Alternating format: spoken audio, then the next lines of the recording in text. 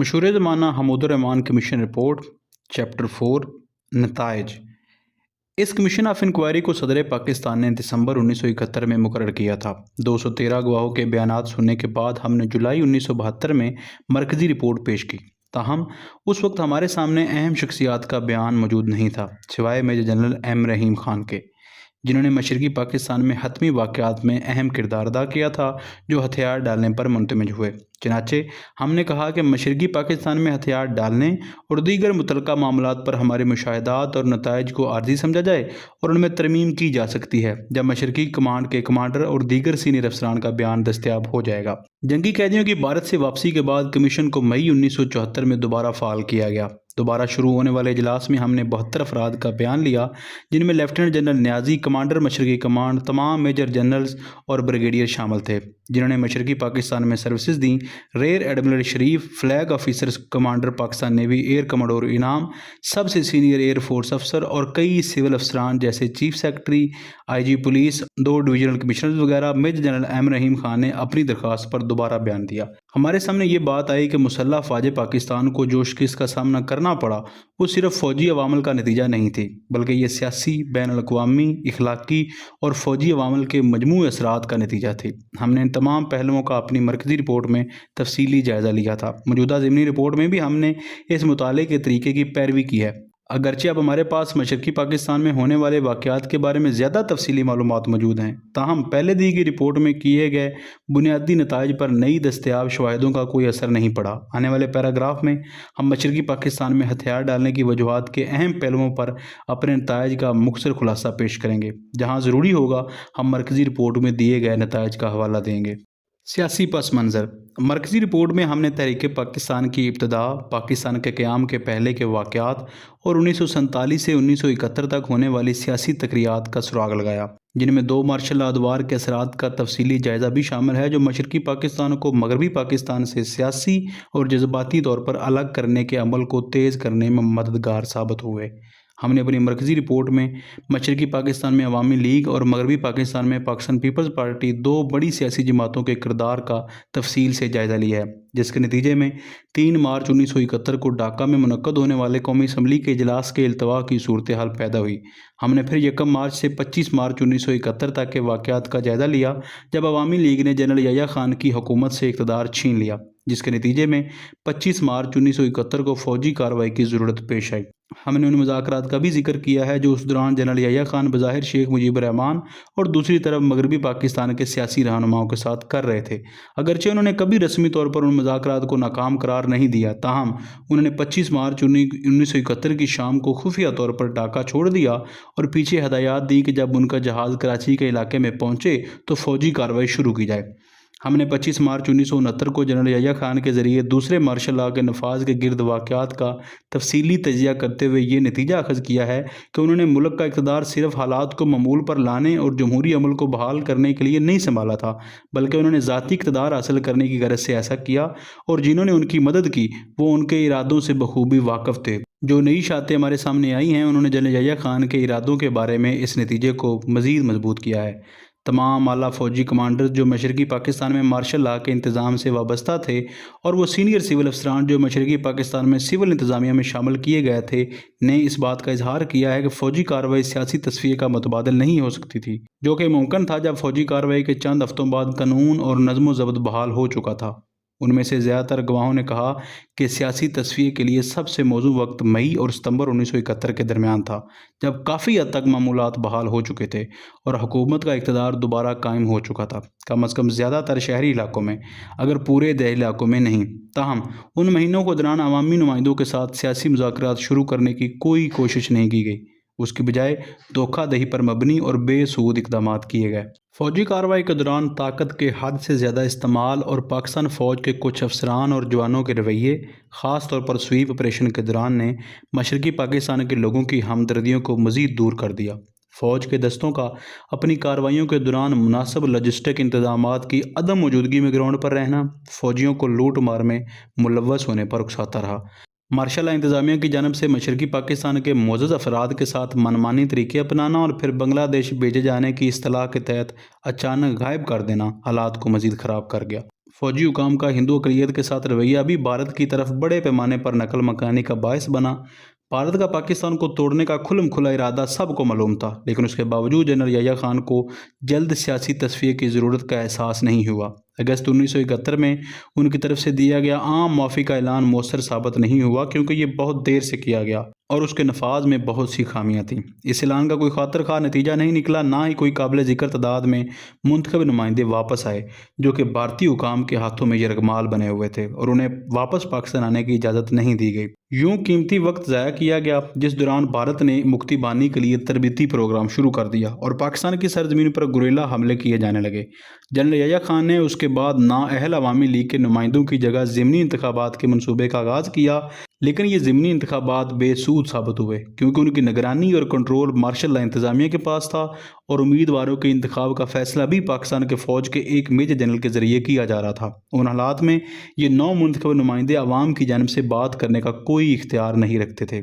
इसी तरह डॉक्टर मालिक की बतौर मशरकी पाकिस्तान के सिविलियन गवर्नर तकर्री और उनके वज़रा की तैनाती का भी कोई असर नहीं हुआ। अगरचे डॉक्टर मालिक को ज़ाती तौर पर एक तजर्बाकार सियासतदान के तौर पर इज़्ज़त दी जाती थी, लेकिन ये हज़रात अवाम का एतमाद हासिल करने में नाकाम रहे। हुकूमत मशरकी पाकिस्तान को सिविल बनाने की ये कोशिशें अवाम का एतमाद दोबारा हासिल करने में मुकम्मल तौर पर नाकाम साबित हुई। इक़्तिदार बदस्तूर zonal martial law administrator lieutenant general Niazi के हाथों में रहा। बहरहाल मौजूदा हालात के पेश नज़र, यानी कानून व नज़म को बरकरार रखने और मौसलाती रास्तों को खुला रखने की ज़रूरत के पेश नज़र फ़ौज का किरदार गालिब रहा। लिहाजा 25 मार्च 1971 को जनरल याह्या खान की जानब से की जाने वाली फ़ौजी कार्रवाई की अखलाकी और सियासी मसलियतों के अलावा उनकी जानब से जंग से कबल के अहम महीनों में अवामी लीग के साथ सियासी तस्फिया ना करने की मुजरमाना नाकामी ने मशरकी पाकिस्तान की आबादी की हमदर्दियों को मुकम्मल तौर पर दूर कर दिया। इससे उनके शकूक शुबात मज़ीद पुख्ता हो गया कि जनरल सियासी ताकत आवाम के मुंतखब नुमाइंदों के हवाले करने के लिए तैयार नहीं है। अवामी लीग के साथ मुज़ाकरात करने से इनकार और भी ज़्यादा अहमियत इख्तियार कर गया जब हम ये याद करते हैं कि उसके दो आला रहनुमा शेख मुजीबर रहमान और डॉक्टर कमाल हुसैन मगरबी पाकिस्तान में उनकी हिरासत में थे, और तकरीबन तमाम दोस्त ममालिक ने जनरल याह्या खान को मशवरा दिया था कि भारतीय फ़ौजी कार्रवाई के ख़तरे के पेश नज़र सियासी तस्फिया किया जाए। इस सूरत के दो बराह रास्त और तबाहकुन नताइज जो फ़ौजी हुकूमत ने 1970 के इंतखाबात के बाद पैदा की थी, ये थे कि सूबे भर में पाकिस्तान फ़ौज का तवील मुद्दती इंसदाद बगावत में मुलव्वस रहना और उसकी मजबूरन मशरकी पाकिस्तान की सरहदों के साथ छोटे छोटे ग्रोहों में तैनाती, ताकि मुक्ति बाहिनी और भारतीय एजेंटों की दरअंदाजी को रोका जा सके। इन दो अमल की मौजूदगी में पाकिस्तानी फ़ौज इब्तदा ही से एक नाकाम जंग लड़ रही थी। आलमी पहलू। हमारी बैनुल-अक़वामी तल्लुकात की हालत का मुकम्मल जायज़ा लेने के बाद, जैसा कि जंग से पहले मौजूद थी, हमने अपनी मरकज़ी रिपोर्ट में ये राय ज़ाहिर की थी कि 1947 से भारत के साथ हमारे तल्लुकात के पस मंज़र में ये बात समझना ज़्यादा मुश्किल नहीं था कि भारत मशरकी पाकिस्तान में बहरान पैदा करने के लिए हर मुमकिन कोशिश करेगा। हमने इस बात का भी नोटिस लिया कि भारत ने फ़ौजी कार्रवाई के नतीजे में मशरकी पाकिस्तान से भारत की तरफ लोगों के बड़े पैमाने पर हिजरत से पैदा होने वाले पनाह गुज़ीनों के मसले को बैनुल-अक़वामी सतह पर उजागर करने की कोशिशें की। भारतीय प्रोपेगेंडा इतना कामयाब था कि मशरकी पाकिस्तान में सूरत हाल को कम करने की तमाम कोशिशों के बावजूद दुनिया पाकिस्तान की फ़ौजी हुकूमत से मुतासर ना हो सकी। सूरत हाल उस वक्त मज़ीद पेचीदा हो गई जब अगस्त 1971 में भारत और सोवियत यूनियन के दरमियान बाहमी मुआवनत का मुआहदा तय पाया। पाकिस्तान की दोस्त हुकूमतों ख़ास तौर पर ईरान, चीन और अमेरिका ने जनरल याह्या को वाज़ेह तौर पर आगाह कर दिया था कि भारत के साथ मसला तनाज़े की सूरत में वो पाकिस्तान की कोई जिस्मानी मदद नहीं कर सकेंगे। ताहम इस बैनुल-अक़वामी सूरत हाल की अहमियत बदकिस्मती से जनरल याह्या खान और उसके साथियों पर बिल्कुल वाज़ेह न हुई। वो अपने आलमी तन्हाई के मोहलक नताइज से बेखबर रहते हुए आगे बढ़ते चले गए। मरकज़ी रिपोर्ट में हमने जंग के उन दिनों के दौरान अक़वाम मुत्तहिदा की सरगर्मियों पर भी रोशनी डाली और इस नतीजे पर पहुँचे हैं कि इस बात की कोई माकूल वजाहत नहीं थी कि जनरल याह्या खान ने 21 नवंबर 1971 को मशरकी पाकिस्तान पर भारतीय हमले के फ़ौरन बाद तनाज़ा को सिक्योरिटी काउंसिल में क्यों नहीं ले जाया, और ना ही उनके पास इस इक़दाम की वजाहत मुमकिन है कि उन्होंने पहले रूसी करारदाद को क्यों कबूल नहीं किया। अगर वाकई मशरकी पाकिस्तान में सूरत हाल फ़ौजी एतबार से इतनी नाजुक हो चुकी थी कि हथियार डालना नागुज़ीर था, इस तनाज़र में हमने इस पैगाम का हवाला भी दिया जो मेजर जनरल फरमान अली ने मिस्टर पॉल मोर हेनरी को पहुँचाया था। اقوام متحدہ کے نمائندے کو ڈھاکہ میں یہ پیغام اقوام متحدہ کے سیکرٹری جنرل تک پہنچانے کے لیے دیا گیا تھا، جس میں مشرقی پاکستان میں سیاسی تصفیے کے لیے کچھ تجاویز پیش کی گئی تھی۔ آخر میں ہم نے یہ رائے ظاہر کی کہ اگر جنرل یحییٰ خان بطور چیف آف آرمی اسٹاف زیادہ عزم اور بہادری کا مظاہرہ کرتے اور مشرقی کمانڈ کو 16 دسمبر 1971 کے بعد کچھ دیر تک مزید ڈٹے رہنے کا حکم دیتے تو ممکن تھا کہ سیکورٹی کونسل سے جنگ بندی کا کوئی اطمینان بخش حل حاصل کیا جا سکتا تھا۔ ہماری موجودہ تحقیقاتی مرحلے کے دوران گواہوں نے نہ تو بین الاقوامی تعلقات کی حالت اور 1971 کی جنگ پر ان کے اثرات کے بارے میں کچھ کہا اور نہ ہی اقوام متحدہ میں کی جانے والی کارروائیوں کے بارے میں، سوائے اس کے کہ میجر جنرل فرمان علی نے اس پیغام کے حوالے سے پوزیشن کی وضاحت کی ہے جو ان سے منسوب کیا گیا تھا۔ انہوں نے بیان کیا کہ یہ پیغام مشرقی پاکستان کے گورنر کی ہدایت پر تیار کیا گیا تھا، جنہیں صدر پاکستان نے عوامی لیگ کے ساتھ سیاسی تصفیے کے لیے تجاویز پیش کرنے کا اختیار دیا تھا، اور انہوں نے گورنر کی ہدایت پر یہ پیغام مسٹر پال مور ہنری کو دیا تھا۔ اگرچہ یہ وضاحت فرمان علی واقعے کے گرد موجود ابہام کو دور کرتی ہے، لیکن اس سے بین الاقوامی پہلو کے بارے میں ہماری مرکزی رپورٹ میں پہلے سے بیان کردہ نتائج پر کوئی اثر نہیں پڑتا۔ فوجی پہلو۔ مرکزی رپورٹ میں جنگ کے فوجی پہلو پر گفتگو کرتے ہوئے ہم اس نتیجے پر پہنچے تھے کہ 1971 کی تباہی میں اہم کردار بری فوج کا تھا۔ 1967 کے جنگی ہدایت نامہ نمبر 4 میں شامل اسٹریٹجک تصور کو مشرقی پاکستان میں مارچ 1971 کی فوجی کارروائی کے نتیجے میں پیدا ہونے والی سیاسی اور عسکری صورتحال کے تناظر میں سخت نظر ثانی کی ضرورت تھی، لیکن فوجی اعلیٰ کمان نے ان کے نئے عوامل کے اثرات کا کوئی گہرائی سے مطالعہ نہیں کیا اور نہ ہی اگست 1971 کے بھارت سوویت معاہدے کے نتیجے میں پاکستان اور بھارت کے درمیان مسلح افواج کی جنگی تیاری اور صلاحیت کے درمیان بڑھتے ہوئے فرق پر کوئی توجہ دی۔ ہم نے مشرقی اور مغربی پاکستان دونوں کے لیے GHQ کی طرف سے تیار کردہ دفاعی تصورات اور منصوبوں پر تفصیل سے روشنی ڈالی اور ان منصوبوں میں خامیوں اور نقائص کی نشاندہی کی۔ اس کے علاوہ دونوں محاذوں پر دستیاب وسائل کی ناکافی مقدار کا ذکر کیا جو دشمن کے وسائل کے مقابلے میں بہت کم تھے۔ تاہم ہم نے یہ بھی مشاہدہ کیا کہ مشرقی پاکستان میں جنگ کے فوجی پہلو چاہے محدود ہوں یا مکمل، پر ہمارا مطالعہ کمانڈر مشرقی کمان اور مشرقی پاکستان میں سروسز دینے والے دیگر سینئر افسران کے شواہد دستیاب نہ ہونے کی وجہ سے نامکمل تھا۔ اب ان کمانڈروں کا تفصیل سے جائزہ لینے کا موقع ملنے کے بعد ہم محسوس کرتے ہیں کہ ہم مشرقی پاکستان میں ہتھیار ڈالنے کے اسباب کے حوالے سے اپنے حتمی نتائج مرتب کرنے کی پوزیشن میں ہیں۔ لیفٹیننٹ جنرل نیازی کی صحیح حیثیت کے بارے میں کچھ تنازع رہا، یعنی وہ آیا تھیٹر کمانڈر تھے یا صرف ایک کور کمانڈر، حالانکہ انہیں باضابطہ طور پر کمانڈر مشرقی کمانڈ کہا گیا، جہاں ایک کور کمانڈر محض اپنے کمان میں موجود کئی ڈویژنوں کا کمانڈر ہوتا ہے، وہیں ایک تھیٹر کمانڈر نہ صرف علاقے میں موجود تمام فوجی قوتوں کا بشمول بحریہ اور فضائیہ کا کمانڈر ہوتا ہے۔ مشرقی پاکستان کی صورت میں بحریہ کے فلیگ آفیسر کمانڈر اور فضائیہ کے کمانڈر براہ راست اپنے اپنے چیف آف کمانڈ کے ماتحت تھے، حالانکہ انہیں مشرقی پاکستان کے کمانڈ کے ساتھ رابطہ اور ہم آہنگی کی ہدایت دی گئی تھی تکنیکی طور پر۔ اس لیے لیفٹیننٹ جنرل نیازی کو تھیٹر کمانڈر نہیں کہا جا سکتا اور نہ ہی انہیں کبھی اس طور پر نامزد کیا گیا۔ تاہم جس صورتحال میں وہ تھے، ہم سمجھتے ہیں کہ 3 دسمبر 1971 سے جس دن مغربی محاذ پر بھی جنگ شروع ہوئی، لیفٹیننٹ جنرل نیازی عملی طور پر ایک آزاد کور کمانڈر بن گئے جو ناگزیر طور پر اور حالات کے تقاضے کے مطابق تھیٹر کمانڈر کے تمام اختیارات رکھتے تھے، اور GHQ بھی ان سے اسی حیثیت میں عمل کرنے کی توقع رکھتا تھا، کیونکہ اس کے بعد انہیں کسی اور کمانڈر سے تبدیل کرنے کا کوئی امکان نہیں تھا۔ جنرل نیازی کی جنگ کی قیادت اور ان کے ہتھیار ڈالنے کے حتمی فیصلے کا اس تناظر میں جائزہ لینا ہوگا۔ پاکستانی فوج کی روایتی دفاعی حکمت عملی یہ تھی کہ مشرقی پاکستان کا دفاع مغربی پاکستان میں ہے۔ تاہم لیفٹیننٹ جنرل نیازی نے کمیشن کے سامنے یہ موقف اختیار کیا کہ بھارت مشرقی پاکستان میں مکمل جنگ نہ چھیڑتا اگر پاکستان نے مغربی محاذ نہ کھولا ہوتا۔ ہمارے خیال میں یہ موقف دشمن کے خطرے کی صحیح تفہیم نہ ہونے کی بنیاد پر ہے جو مشرقی محاذ پر تیزی سے بڑھ رہا تھا۔ یہ واضح ہو چکا تھا کہ مکتی بانی اپنی تربیت کے باوجود کبھی بھی پاکستانی فوج کے ساتھ باقاعدہ جنگ کا سامنا نہیں کر سکتی تھی، اور بھارت طویل عرصے تک پراکسی جنگ کو جاری رکھنے کا متحمل نہیں ہو سکتا تھا۔ ایک بڑے علاقے پر قبضہ کرنے کا منصوبہ بھی ہماری افواج کی پیش قدمی سے ناکام ہو چکا تھا، اس لیے بھارت کے لیے مکمل جنگ ناگزیر ہو چکی تھی، اور اس صورتحال میں پاکستان کے لیے واحد راستہ یہ تھا کہ مغربی پاکستان سے مشرقی پاکستان کے دفاع کی روایتی حکمت عملی کو مؤثر اور پرعزم طریقے سے نافذ کیا جائے۔ اس لیے یہ تصور کہ مشرقی پاکستان کا دفاع مغربی پاکستان میں ہے درست تھا، اور اگر کبھی اس حکمت عملی کو اپنانے کی ضرورت تھی تو وہ 21 نومبر 1971 کو تھی، جب بھارتی فوج نے مشرقی پاکستان کی سرحدوں کو عبور کر کے کھلی جارحیت کی۔ بدقسمتی سے مغربی محاذ کو کھولنے میں تاخیر اور جس ہچکچاہٹ اور نیم دلی سے آخرکار اسے کھولا گیا، اس نے مشرقی پاکستان میں تباہی کو تیز کرنے میں مدد دی۔ مشرقی کمانڈ کی طرف سے 15 جولائی 1971 کو جاری کردہ آپریشنل ہدایات نمبر 3 کے مطابق ایک فرنٹ لائن دفاعی پوزیشن کی توقع کی گئی تھی،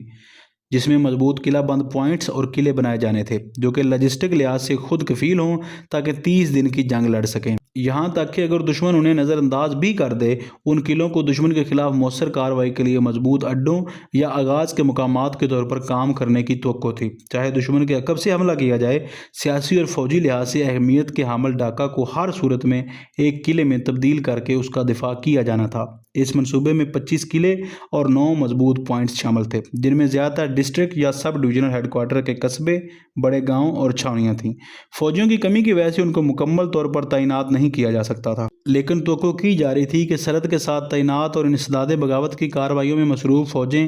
بتدریج پیچھے ہٹیں گی اور قلعوں اور مضبوط پوائنٹس میں دفاعی پوزیشنیں سنبھال لیں گی۔ اس تصور کے مطابق یہ قلعے آخری آدمی اور آخری گولی تک دفاع کرتے رہتے۔ قلعہ بندی کے اس تصور کی کامیابی کے لیے 3 بنیادی شرائط ہیں۔ یہ کہ قلعے کو نظر انداز کرنے کی صورت میں دشمن کے خلاف کارروائی کرنے کے لیے مناسب تعداد میں فوجی دستیاب ہوں اور دوسرے قلعے کو باہمی مدد فراہم کی جا سکے۔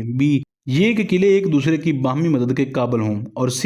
یہ کہ ان علاقوں میں واقع قلعے مقامی آبادی کی دشمنی سے محفوظ ہوں۔ شواہد واضح طور پر ظاہر کرتے ہیں کہ کوئی بھی قلعہ عملے کے بغیر تھا اور نہ ہی ان میں کوئی ایسی حفاظتی دفاع موجود تھی جو دشمن کے ٹینکوں کی حمایت سے ہونے والے حملوں کا مقابلہ کر سکے۔ فوجیوں کو توقع تھی کہ وہ آگے سے پیچھے ہٹ کر ان قلعوں کو سنبھال لیں گے، یہاں تک کہ فوج کے پاس موجود توپ خانہ یا بھاری ہتھیار بھی قلعوں میں منتقل کیے جانے تھے۔ فوجوں کا قلعوں کی طرف پیچھے ہٹنا، جیسا کہ متوقع تھا، کسی بھی صورت میں منظم نہیں تھا، بلکہ زیادہ تر صورتوں میں یہ بے ترتیب پسپائی تھی جس میں بھاری آلات بھی پیچھے چھوڑ دیے گئے۔ کسی بھی مقامی کمانڈروں کے پاس کوئی ریزرو فورس نہیں تھی سوائے 16 ڈویژن کے، اور صرف ایک بریگیڈ کی قوت کے کمانڈر ریزرو بھی مشرقی سیکٹر میں شامل کی جا چکی تھی، جس سے بنیادی دشمن کا دھچکا آیا۔ اس طرح قلعہ بندی کے تصور کی بنیاد کو مکمل طور پر بے نقاب کر دیا گیا۔ ہمارے خیال میں یہ تصور مشرقی کمانڈ کے کمانڈر کو مشرقی پاکستان کا دفاع کرنے اور دشمن کے شروع کردہ جنگ کی صورتحال میں وہاں موجودگی برقرار رکھنے کے لیے دیے گئے مشن کے حصول کے لیے بالکل نامناسب تھا۔ جنرل نیازی کے لیے سب سے عقل مند راستہ یہ ہوتا کہ وہ اپنی فوج کو ایک چھوٹے سے علاقے میں مرتکز کرتے جس کی حفاظت بڑی قدرتی رکاوٹوں کے ذریعے کی جائے،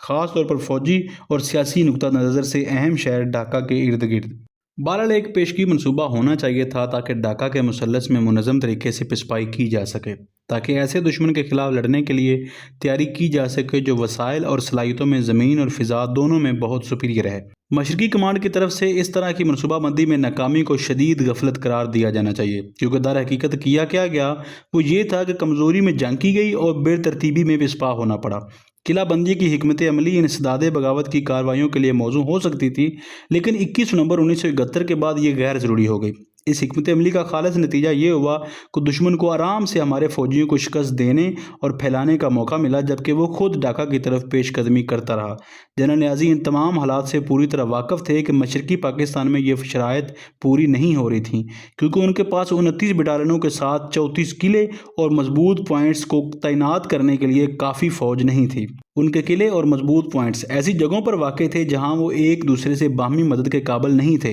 اور انہیں معلوم تھا کہ مقامی آبادی دشمن تھی اور مکتی بانی ان کے فوجیوں کی نقل و حرکت کو ناممکن بنا دے گی۔ ان حالات میں وہ اس تصور کی کامیابی کی توقع کیسے کر سکتے تھے؟ یہ سمجھ سے بالاتر ہے۔ جنرل نیازی کے ساتھ المیہ یہ ہے کہ ان کا یہ خیال تھا کہ انہیں مشرقی پاکستان میں ہندوستان کے ساتھ کسی بڑی جنگ میں حصہ لینے کا نہیں کہا جائے گا، حالانکہ مشرقی پاکستان کے گرد ہندوستان کی فوج بڑی تعداد میں جمع ہو رہی تھی۔ GHQ کی جانب سے بھی ان کے چیف آف سٹاف کو ہندوستانی منصوبوں کے بارے میں تفصیلی بریفنگ دی گئی، اور جنرل سٹاف کے سربراہ اور نائب جنرل سٹاف کے سربراہ کی آخری دورے کے دوران ان سے فوجیوں کی تعیناتی کے بارے میں دی گئی مشورہ موجود تھا۔ جنرل نیازی کا ان خطرات کے بارے میں صرف ایک رد عمل یہ تھا کہ انہوں نے اپنی کمانڈ ریزرو فورس کو مختص کر کے 36 ڈویژن کا قیام ستمبر 1971 میں اور 39 ڈویژن کا قیام 19 نومبر 1971 میں جلدی سے کر لیا۔ لیفٹیننٹ جنرل نیازی نے اپنی ریزرو فورس کی تعیناتی کو یہ کہہ کر جواز فراہم کرنے کی کوشش کی کہ انہیں 8 مزید بٹالین بھیجنے کا وعدہ کیا گیا تھا۔ اگر یہ بھیجی گئی ہوتی تو ان کے پاس ایک کمانڈ ریزرو بنانے کے لیے کافی فوج ہوتی اور نئی عارضی تشکیلی کمیوں کو بھی پورا کیا جا سکتا تھا۔ بدقسمتی سے شواہد سے یہ ثابت نہیں ہوتا کہ جی ایچ کیو کی جانب سے کوئی مضبوط عزم کیا گیا تھا۔ ہم بھی یہ دیکھتے ہیں کہ اگر اضافی بٹالین بھیجی بھی جاتی تو بھی صورتحال میں کوئی بنیادی بہتری نہ آتی، کیونکہ ان کی تعیناتی کے لیے کوئی واضح منصوبہ موجود نہیں تھا۔ لہٰذا جنرل نیازی یہ جواز پیش کرنے میں درست نہیں تھے کہ انہوں نے اضافی فوجیوں کی اصل آمد سے پہلے اپنی ریزرو فورس کو کمزور کر دیا۔ ہم مشرقی کمان کے کمانڈر کی اس وضاحت سے بھی متاثر نہیں ہیں کہ انہوں نے اپنے منصوبوں میں تبدیلی نہیں کی، یعنی کہ ان کے سپرد کردہ مشن کے تحت ہر انچ مشرقی پاکستان کی سرزمین کا دفاع کرنا اور بنگلہ دیش کے قیام کو روکنے کے لیے کسی بھی بڑے حصے کو قبضے میں لینا تھا، جو کبھی بھی ہائی کمان کی جانب سے تبدیل نہیں کیا گیا۔ ایک آزاد کور کمانڈر کے طور پر جو جی ایچ کیو سے ہزاروں میل دور تھا، انہیں یہ سمجھنا چاہیے تھا کہ کم از کم 21 نومبر 1971 سے ان کے مشن کا سب سے اہم حصہ مشرقی پاکستان کا دفاع کرنا اور کور کی موجودگی کو برقرار رکھنا ہے، چاہے اس کے لیے کسی بھی علاقے کو چھوڑنا پڑے۔ ہم یہ بھی پاتے ہیں کہ یہ کہنا درست نہیں ہے کہ مشرقی کمان کو دیا گیا مشن کبھی تبدیل نہیں ہوا، کیونکہ جی ایچ کیو نے ایک سے زیادہ پیغامات کے ذریعے واضح اشارہ دیا کہ سرزمین کی اہمیت کم ہو گئی ہے اور کمان کو صرف اسٹریٹجک اہمیت کے علاقوں کے لیے وقت حاصل کرنے کی خاطر لڑنا چاہیے۔ ہماری معاون رپورٹ میں دی گئی تفصیلی واقعات کی تفصیل واضح طور پر یہ ظاہر کرتی ہے کہ منصوبہ بندی مکمل طور پر ناکام تھی اور ڈھاکہ کے دفاع کے لیے کوئی منصوبہ موجود نہیں تھا۔ نہ ہی کسی مرحلے پر دشمن کے حملے کو روکنے کے لیے ڈویژن یا بریگیڈ کی لڑائی کے لیے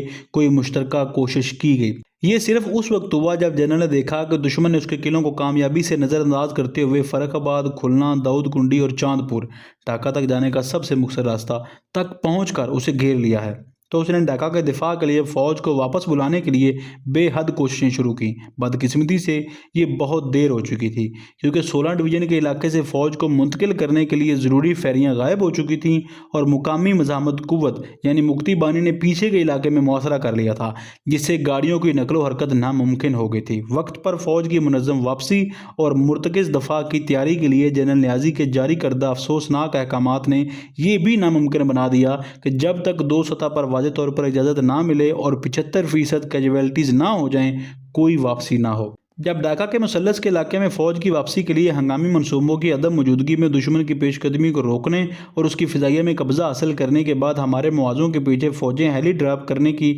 معروف صلاحیت کے ساتھ نمٹنے کے لیے کوئی منصوبہ نہ ہونے کے باعث یہ حیرانی کی بات نہیں تھی کہ جب دشمن نے آگے کی پوزیشن میں پتلی دفاعی لائن کو چیر دیا تو دفاعی خطوط فوراً منہدم ہو گئے۔ جنگ کے چوتھے دن تمام بڑے قلعے بغیر کسی لڑائی کے چھوڑ دیے گئے، یعنی مغرب میں جیسور اور جیندا اور مشرق میں برہمن باڑیا۔ اگلے دن کمیلا کا قلعہ ہر جانب سے محاصرے میں آ گیا اور 9 دسمبر 1971 کو ایک ڈویژنل کمانڈر نے اپنی ذاتی ذمہ داری کے علاقے کو چھوڑ دیا، اپنے ہیڈ کوارٹر کو پیچھے چھوڑ کر۔ اسی دن 2 مزید قلعے کشتیہ اور لکشم چھوڑ دیے گئے۔ آخری قلعے میں یہاں تک کہ بیمار اور زخمی بھی چھوڑ دیے گئے۔ 10 دسمبر 1971 تک حلی، جہاں 16 دن تک سخت لڑائی ہوئی تھی، چھوڑ دینا پڑا۔ میمن سنگھ سے واپس آنے والی بریگیڈ ہیلی ڈراپ شدہ بھارتی فوجوں میں الجھ گئی اور بریگیڈ کمانڈر اور کچھ سپاہی قیدی بنا لیے گئے۔ دا سرنڈر 16 دسمبر 1971 کو ہتھیار ڈالنے سے پہلے کے آخری چند دنوں کی دردناک کہانی معاون رپورٹ کے حصہ 4 میں بیان کی گئی ہے۔ ہم اس نتیجے پر پہنچے ہیں کہ ہتھیار ڈالنے کا کوئی حکم نہیں تھا، لیکن مشرقی کمان کے کمانڈر کی جانب سے پیش کردہ مایوس کن صورتحال کے پیش نظر اعلیٰ حکام نے صرف یہ اجازت دی کہ اگر ان کی رائے میں یہ ضروری ہو تو وہ ہتھیار ڈال سکتے ہیں۔ جنرل نیازی ایسے حکم کی نافرمانی کر سکتے تھے اگر وہ سمجھتے کہ ان کے پاس ڈھاکہ کا دفاع کرنے کی صلاحیت ہے۔ ان کے اپنے تخمینے کے مطابق ڈھاکہ میں ان کے پاس 26,400 سپاہی تھے اور کم از کم مزید 2 ہفتے تک لڑ سکتے تھے، کیونکہ دشمن کو ڈھاکہ کے علاقے میں اپنی قوتیں بڑھانے میں 1 ہفتہ لگتا اور دوسرے ہفتے میں ڈھاکہ کے قلعے کو کمزور کرتا۔ اگر جنرل نیازی ایسا کرتے اور اس عمل میں اپنی جان کھو دیتے تو وہ تاریخ رقم کرتے اور آنے والی نسلوں کے لیے ایک عظیم ہیرو اور شہید کے طور پر یاد کیے جاتے۔ لیکن واقعات یہ ظاہر کرتے ہیں کہ وہ 7 دسمبر 1971 کے بعد لڑنے کی خواہش پہلے ہی کھو چکے تھے، جب ان کے بڑے قلعے جیسور اور برہمن باڑیا گر چکے تھے۔ اس لیے تاریخ رقم کرنے کا سوال کبھی ان کے ذہن میں نہیں تھا۔ لیفٹیننٹ جنرل نیازی کی فوجی ناکامیوں سے بھی زیادہ دردناک کہانی اس طریقے سے ہتھیار ڈالنے کے دستاویزات پر دستخط کرنے کی ہے جس میں انہوں نے بھارتی اور مکتی بانی کی مشترکہ کمان کے سامنے ہتھیار ڈالنے پر رضامندی ظاہر کی۔ انہوں نے فاتح بھارتی جنرل اروڑا کا استقبال کرنے کے لیے ایئرپورٹ پر موجود رہنے، بھارتی جنرل کو گارڈ آف آنر پیش کرنے اور پھر ریس کورس پر عوامی ہتھیار ڈالنے کی تقریب میں شرکت کرنے پر بھی آمادگی ظاہر کی، جو پاکستان اور اس کی مسلح افواج کے لیے ایک دائمی شرم کا باعث بنی۔ اگرچہ انہیں حالات हालात की मजबूरी की बिना पर हथियार डालने पर मजबूर किया गया था, लेकिन हर मरले पर इस शर्मनाक अंदाज में बर्ताव करना ज़रूरी नहीं था। इन वाक़यात के गवाह बनने वाले अफराद ने जो तफसीली हिसाबात कमीशन के सामने पेश किए हैं, ये वाज़े करते हैं कि जंग के आखिरी मराहिल के दौरान लेफ्टिनेंट जनरल नियाज़ी की मुकम्मल इखलाकी कमज़ोरी हो चुकी थी। अगरचे इन नाकामियों की जिम्मेदारी मशरकी कमान के कमांडर पर आयद होती है, लेकिन GHQ भी अपनी जिम्मेदारी से नहीं बच सकता, क्योंकि मनसूबा उसकी मंजूरी से गुजरा था। GHQ की ये भी जिम्मेदारी थी कि वह मशरकी कमान की गलतियों को दुरुस्त करे, क्योंकि मवासलात तो आखिर तक खुले रहे। अगर इस थिएटर में कमांडर खुद इस काम को करने में नाअहल थे, तो GHQ पर यह लाजम था कि वह जंग की क़यादत, हिदायत और असरअंदाज करने के फ़राइज़ अंजाम दे, लेकिन GHQ इस अहम फ़र्ज़ में नाकाम रहा। कमांडर इन चीफ लापरवाह रहे। अगरचे हमने लेफ्टिनेंट जनरल नियाज़ी के अलावा दीगर सीनियर अफसरान की कारकर्दगी की ख़ास तौर पर मजम्मत नहीं की, जैसा कि major general Jamshed, major general M Rahim Khan और कुछ ब्रिगेडियर्स, लेकिन हम ये जिक्र करने से नहीं रुक सकते कि जंग के दौरान मशरकी पाकिस्तान में तैनात तमाम सीनियर अफसरान को पाकिस्तान आर्मी की शिकस्त की वजूहात में मौजूद कमज़ोरियों और नाकामियों के लिए इज्तमाही तौर पर ज़िम्मेदार करार दिया जाना चाहिए। उनके हक़ में वाहिद बात यह है कि उनकी इनफरादी ज़िम्मेदारी का अंदाज़ा करते वक्त कमीशन को मशरकी कमान के इख्तियार करदा तसव्वुरात और रवैयों, इंसानी वसाइल और मवाद की मौजूदा कमियों और दुश्मन की वसी वसाइल के मुकाबले में उनको दरपेश अवामी मायूसी की हदों का लिहाज रखना पड़ा। मज़ीद ये कि रावलपिंडी में फ़ौजी आला कमान और ढाका में कमांडर मशरकी कमान की जानिब से की जाने वाली मुजरमाना गलतियों के नतीजे में होने वाली आम मायूसी भी एक बदकिस्मत ओवर राइडिंग फैक्टर थी। आखिर में एक तवील अरसे से विरासत में मिली हुई गैर मशरूत आतात और आला कमान के लिए वफादारी की रवायत ने ज़्यादातर अफसरान को आला कमान की तरफ से दिए गए अहम फैसलों और इक़दामात बशमूल हथियार डालने के आखिरी अमल पर सवाल करने से रोका। इस बहस के इस हिस्से के इख्तिताम पर हम ये रिकॉर्ड पर रखना चाहते हैं कि चंद अफराद के अलावा मशरकी पाकिस्तान में काम करने वाले अफसरान और जवानों की बड़ी तादाद ने अपनी मजबूत नज़्म व ज़ब्त की वजह से हथियार डालने के आखिरी फ़ैसले को बग़ैर किसी नाफरमानी के कबूल किया, और उनसे ज़्यादातर बिलाशुबा आखिरी लम्हे तक लड़ने और पाकिस्तान की अज़मत के लिए अपनी जानें कुर्बान करने के लिए तैयार थे। मशरकी पाकिस्तान में बाद लड़ाइयों में जिस बहादरी और अज़म के साथ जंग लड़ी गई, उसका एतराफ़ दुश्मन ने भी किया। सरकारी तौर पर जारी की गई इस कमीशन रिपोर्ट के भी चैप्टर 4 के पैराग्राफ 38 और 39 गायब हैं। ये कोई एरर है कि जानबूझकर गायब किए गए हैं, ये मुझे नहीं पता। बहरहाल ये सरकारी तौर पर जो रिपोर्ट शाया है उसमें यही है। अगला पैराग्राफ है professional responsibilities of certain senior army commanders. हमने पिछले पैराग्राफ में जो नताइज बयान किए हैं, ख़ास तौर पर नाकामी के फ़ौजी पहलुओं के हवाले से, ये वाज़े हो चुका है कि हमारे ख्याल में कई सीनियर फ़ौजी कमांडरों ने दिफाई मनसूबों की तश्कील और अमल दरामद में संगीन गफलत का मुजाहरा किया है और अपने दिफा के फ़राइज़ की शर्मनाक तौर पर तरक करने के भी मुर्तकब हुए हैं। हमने ये भी पाया है कि कमांडर मशरकी कमान और उनके चीफ ऑफ स्टाफ ब्रिगेडियर बाकर सदीकी ने डिनाइल प्लान के नफाज में जानबूझकर गफलत बरती, जिसके नतीजे में कीमती जंगी मवाद, सामान, तनसीबात, हथियारों और गोला बारूद की बड़ी मिकदार हथियार डालने के वक्त भारत को महफूज हालत में फ़राहम की गई। ये तमाम अमाल और कमज़ोरियाँ कानूनी तौर पर जहाँ मुमकिन हो अदालतों के ज़रिए सख्त इक़दामात की मुतकाज़ी हैं। इन मामलात के बारे में तफसीली सिफारिशात अगले बाब में दी गई हैं। कमीशन को यह भी मालूम हुआ है कि अपनी कैद के दौरान और पाकिस्तान वापस आने के बाद लेफ्टिनेंट जनरल नियाज़ी ने अपने चीफ ऑफ स्टाफ ब्रिगेडियर बाकर सदीकी की मदद से अपने डिवीज़नल और ब्रिगेड कमांडरों पर असरअंदाज होने की कोशिश भी की है। उन्हें धमकियों और इनामात के ज़रिए इस बात पर राज़ी करने की कोशिश की है कि वे मशरकी पाकिस्तान के वाक़यात की एक मरबूत कहानी पेश करें ताकि वह अपनी ज़िम्मेदारी को कम कर सकें। ये एक संजीदा मामला है और इसका नोटिस लेना ज़रूरी है। मशरकी पाकिस्तान में हथियार डालना वाकई कौम के लिए एक अलमिया सदमा है। इस हथियार डालने के अमल की वजह से पाकिस्तान टूट गया और पाकिस्तान आर्मी की मौसर और शानदार जंगी कुव्वत की तस्वीर बिखर गई। हम सिर्फ ये उम्मीद कर सकते हैं कि कौम इन अलमनाक वाक़यात से ज़रूरी इसबाक सीख चुकी है और इस रिपोर्ट में बयान करदा नताइज की रोशनी में मौसर और फौरी इक़दामात किए जाएंगे।